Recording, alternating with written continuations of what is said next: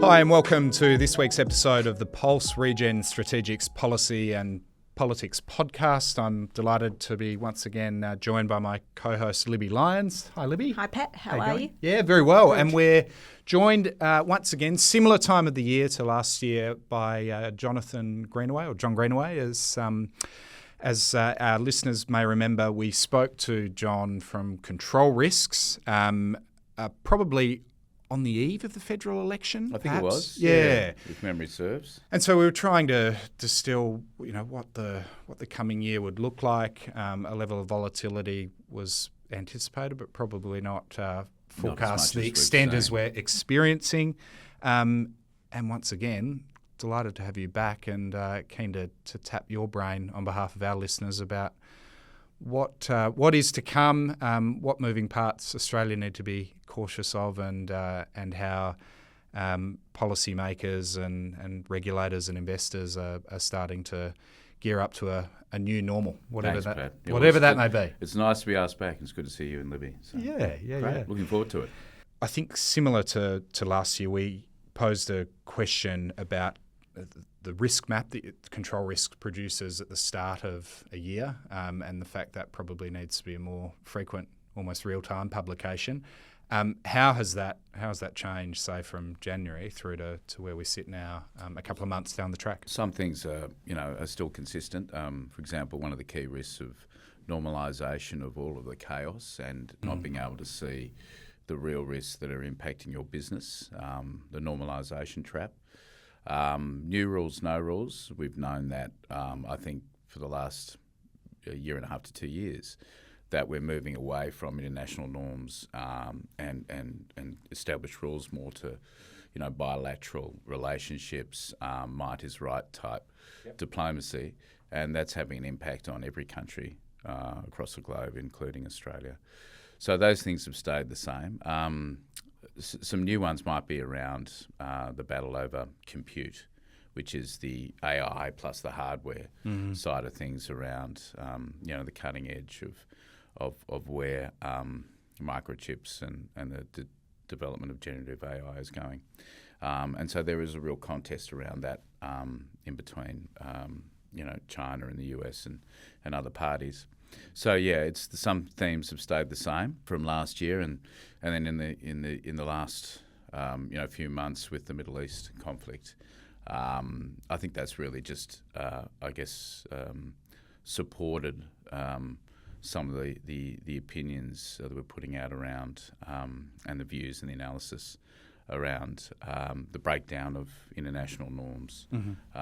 US and Israel went in there without building a coalition. There has been tensions with NATO countries and tensions with other parties around their level of support for this, and then the consequence of what's happened and where we're at the moment, all sort of underlines that analysis. And the compute distinction you made there is the technology itself, but then I'm guessing it's the access to critical minerals and the inputs that are going to be needed to build that capability. Yeah, that's right. Data centers, microchips, the actual software technology and the algorithms, all of this. That contest is still going on while we're all looking at what's happening in the Middle East, of course. So that's going to continue and exacerbate. The kind of the activated societies is another risk that I think is increasing since January if we're going to do that time frame, and that is remember we saw the Gen Z protests and regime change that we're having in places as far as Nepal, Bangladesh, and into Africa and LATAM. We saw those impacts with the current situation we've got with cost of living pressures which are continuing.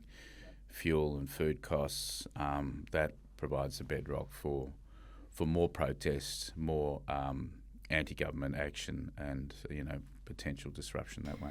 And I think some of the issues as a result of the Middle East in supply chain. I mean, we're already seeing reports of packaging being unavailable and things like that. I think that's going to put even more pressure, because if cost of living is one thing, but if you can't get a product, that raises the R of people even more, I would suggest. Yeah, and the cost of items when you go to the grocery store. Exactly. I saw some analysis that we put out around the immediate reaction of governments to the Middle East conflict and rising oil prices, and the lowering of fuel excises and removal of subsidies across the globe. That puts pressure on the fiscal position of governments. They're not able to pay for things that benefit their civilians and then citizens, and then things happen. Yeah. So, under the cover of conflict, what are beyond the obvious headlines and the more notable events in Iran? The Ukraine's drifted to the background somewhat.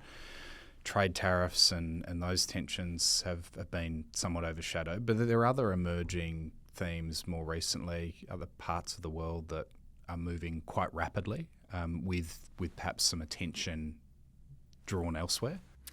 Well, I think if you look at the Ukraine, this is advantage Russia, taking diplomatic attention away from what's happening there. And obviously they're getting some windfalls from the suspension of some sanctions. They can get some oil cargoes out, though I question how much money they are actually recouping from those sales. Need to see the figures on that. But it's giving them some breathing space. And our prognosis on Ukraine is a continued conflict in all of the scenarios that we put forward for the next year or so. Is it advantage China? They're seen as a more reliable and stable great power. They've just signed some agreements with Vietnam and getting closer to Vietnam. They've been pushing a Central Asia kind of relationship with the stans near its western borders, for over a year now.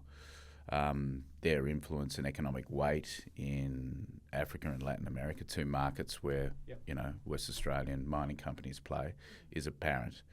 So I think we're seeing China being able to slowly progress it's towards its goals. Taiwan, for example, the Kuomintang, the opposition, has been visiting Beijing, and we're heading towards a 28 election. And they're campaigning or speaking publicly about lowering the rhetoric regarding independence in China and becoming a bit, closer to Beijing. Cooperative with Beijing. Thank you. And they're looking at a joint ticket with the second opposition party, the TPP there. So that might see sort of politically a shift there from the current DPP administration in Taiwan. There's a range of things that I think that are happening while our attention is drawn to the Middle East and the latest issues coming out of Washington. Outside looking in, what perceptions of Australia exist presently as a destination for investment, or our relative political stability compared to global trends? Well, it might be USP, the fact that we're relatively politically stable. We're not going to descend into internal conflict and division to the extent that you're seeing elsewhere. We're a tier one mining jurisdiction. We've got a track record of getting projects up, and we're seeing, we were talking before we came on air about the investment and interest internationally into Western Australia and major projects and assets that are critical minerals, etc. So I think that's as a counterweight to our productivity cost and industrial relations issues, which are headwinds in terms of foreign investment. But we're still seeing from our client base an interest and investment into Australia. Where that sits in terms of how the current issues in the Middle East will change things probably needs to play out over a little longer before we really see where the trends are in that regard. But you were talking before, Libby, about supply chain, and that's one of the big issues that we're going to face. Being where we are positioned in the world, and it's going to be inflationary, and it's going to create blockages and difficulties. Well, there was just a show last night I was watching on a dairy over east, I think, that can't get the Yes.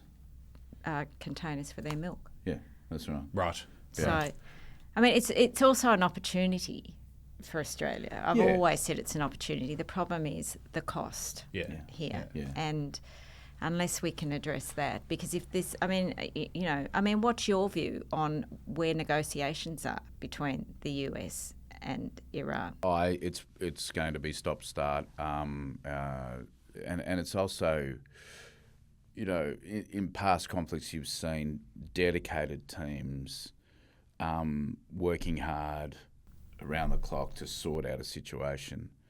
It seems like, J.D. Vance is going to get on a plane and then he doesn't get on a plane and then it's only a conversation for a day and then he comes back.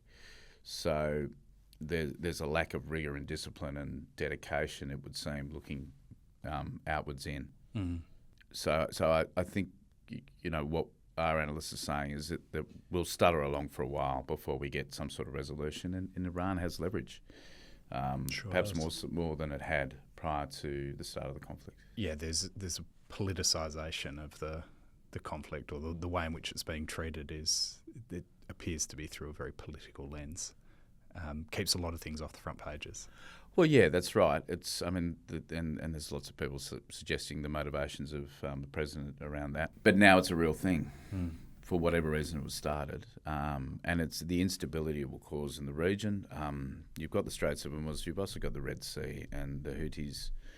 They can't project power like the Iranians can, but that's creating difficulties. So we're going to have shipping issues for some time now.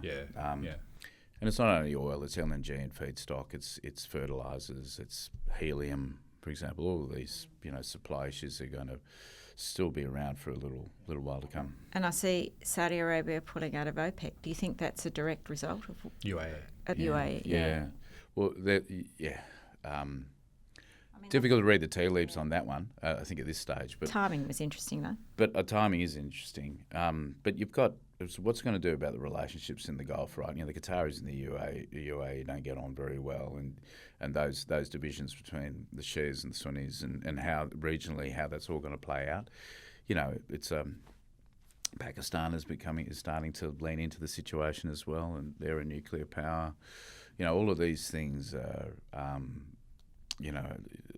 they're throwing the balls up in the air in terms of the Middle East in the mid to long term, and we have to watch and see how it plays out. Recording in the shadow of another attempted assassination attempt on the president, and some work that I know Control Risks undertakes is in relation to fixated persons. How widespread or how prevalent? I realise you need to be relatively anonymous with this, but how much is that becoming a genuine impact for a CEO, a board, the types of entities that might have some public exposure and therefore attract the wrong types of attention? Well, the level of political violence in the US is at a pitch which is higher than anywhere else. We should say that, and they are so partisan, and it is the rhetoric is such on both sides, obviously, that it just creates these situations, or at least creates the environment and enables these things to happen when you do get fixated persons that go beyond, being a keyboard warrior and actually do want to do something to harm someone. But we're seeing across the board a growth in this. And public figure, if you're a public figure and you're representing an organisation that's in the public eye, you will attract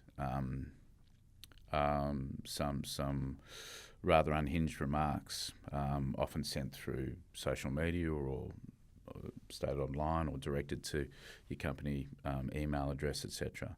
And clients have to deal with this now. Yeah. So it's the level and the temperature, being elevated in current circumstances, and you can see this across the board. Politically, in public life, in our relationship with corporations and the way that the society sees corporations. And so we are seeing an increase in work in analysing these threats and providing clients with the resources to protect their people and to make sure that they stay safe and so on. But is that threat rising in Australia as well? Probably absent of some analysis around this, and it's difficult, obviously, because these are not things that are necessarily in the public domain. But if you were to do some analysis of events that have hit the press around things such as CEOs' residences or people being having to report matters or harassment to police, I think we are seeing a rise from our snapshot of what we see. So, and this is happening globally. I mean, in the United States, our officers over there and my colleagues over there are doing a lot of work in this space for clients there. We're seeing it in Europe as well, where traditionally activists have been a little bit more predisposed to direct action, for example. But this is a step beyond that, isn't it? Yeah, this is a step beyond that. Yeah, absolutely. And so that when you do get people who are, often this is wrapped up with mental health issues, obviously, who overstep the mark, then we're seeing a lot of that, unfortunately. Closer to home, we're on the same morning, understanding that the gas tax, which I think has become a bit of a campaign du jour, very recently, that seemed to have attempted to edge out some existing settings and fiscal announcements that Jim Chalmers and Anthony Albanese had perhaps signed off earlier in the year and needed to retract or reconsider. So that seems to be a pause on what would appear to be a fairly popular view of raising the taxes on gas exports. That would be pushed aside in favour of an existing plan around CGT and some other measures, capital gains tax, and some related measures. Libby, how do you see the Liberals responding to I guess that level of volatility? They're currently in the trenches in terms of the Farrer by-election. How do they look to respond to a difficult budget for the government and start to claw back a bit of ground on their own? Well, I mean, it is a tricky one, and I think that they'll be, I think, very vocal around issues such as capital gains tax changes and things like that, because they've always had a stance, and they seem to have been one of the few topics they haven't flip-flopped too much on. It will be interesting to see, because they're walking a very fine line at the moment, and I think that the leadership, as we've spoken about before, are trying to, get things back on track and develop some decent policy and whatever.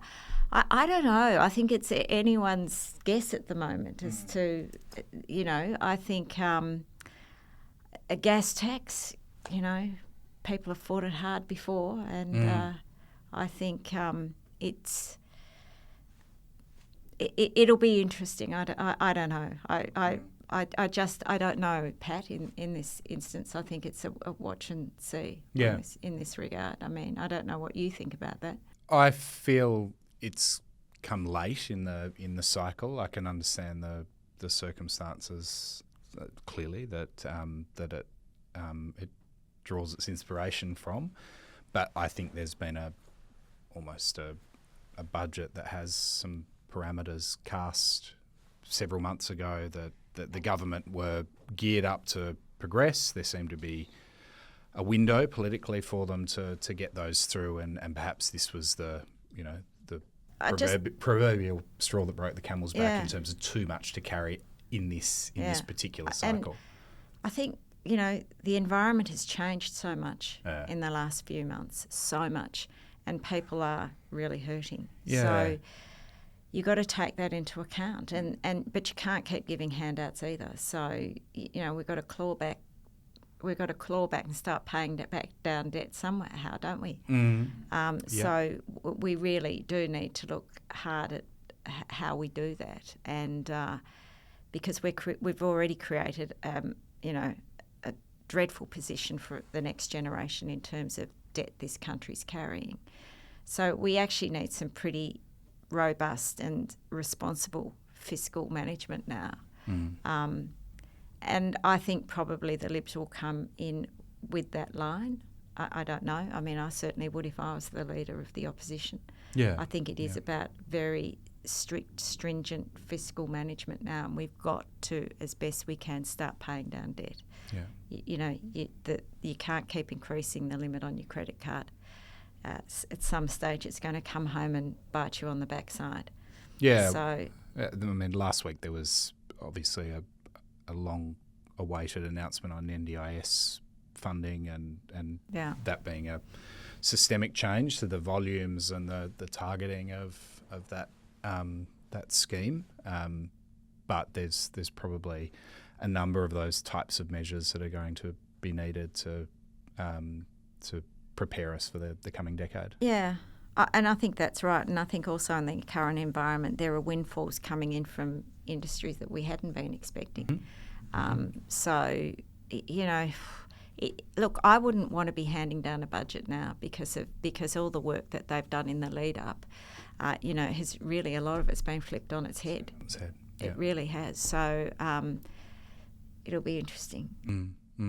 Is there sort of mirrored changes in other jurisdictions, John, with regard to a recognition there might be some windfall gains in certain parts of the economy somewhere, and therefore governments move to capture their share of that? Yeah, in some jurisdictions which export a lot of their resources, you're seeing similar sorts of discussions happening. It's an interesting one. I think here, the whole gas tax, I think it is real that our customers in the region, are concerned about us changing the parameters and moving the goalposts. And, it goes to our reliability as a supplier. I think that's real. It's a very complicated argument when you throw in the PRRT and how it all works. And it's you can't sort of give it the justice or give it the justice it deserves in terms of how you discuss the issue in its entirety in the current debate. So I think that's another issue as well. Yeah. But it is an argument that's happening globally. It's not just here in Australia. Yeah. I feel like the sector within Australia got caught on the hop. So the industry sector, the gas exporters themselves, I don't necessarily think they're anticipating as coordinated and robust a campaign they were facing. So I think that's the question beyond the budget. If it's not this time, has it recorded enough salience politically within the public's mind to be something the government will go back to in the following years? You guys will probably have a view on this, but it seems like that's been knocked on the head and we won't see that in the budget from all the tea leaves, reading of the tea leaves at this point. It's a question of whether it's now. Yeah, that's right. But you'll have the Labor Party, there'll be a Labor Party conference, I think, later in the year, and you'll hear a lot of discussion about that then, I would imagine. The gas does give us leverage, though, in relation to some deals on fuel. Yeah. Shoring up diesel That's and other right, fuel. yeah. And, and our reserves are actually at a better position now than they were Precisely. prior to the Middle East. Yeah. But exactly, I mean, if you look at South Korea, if you look at Singapore, important relationships, Malaysia as well, and Japan, and I think the Prime Minister and the government has done the right thing in terms of the shuttle diplomacy, but everyone else is doing that as well. So if things do start to get tight, and you've got to remember there's a lot of flow through them, and a lot of ships were in the water and still delivering from the Straits of Hormuz when the Middle East conflict was up and going. So if this continues, then we'll start to see how tight it actually gets. We become even more important in our own region again, as do our neighbours. Yeah, that's right. Yeah. All right. Well, we might put a pin in that until next time we have you on. We've only scratched the surface. I know. Well, we always do. You always seem to come in these flurries of activity externally. I know. Can next time we be a little calmer? Maybe. I've forgotten what those times look like. Yeah, I know. Well, Let's hope that's the case. Let's hope that's the case. That's right. And Libby and I will be back post state and federal budgets to pass over the entrails of what's delivered through those two statements. So which is always fun. It is. Yeah. Well, a bit of a midpoint for both federal and WA governments in particular with their electoral terms. So I'm sure there'll be some cementing of policy agendas and certainly it'd be interesting how they describe present circumstances and the way they're going to be dealing with volatility going forward. Thanks once again, John. Really John. appreciate your time. Good to see you again. Yeah, thanks. and we'll speak to our listeners in a couple of weeks' time. Right.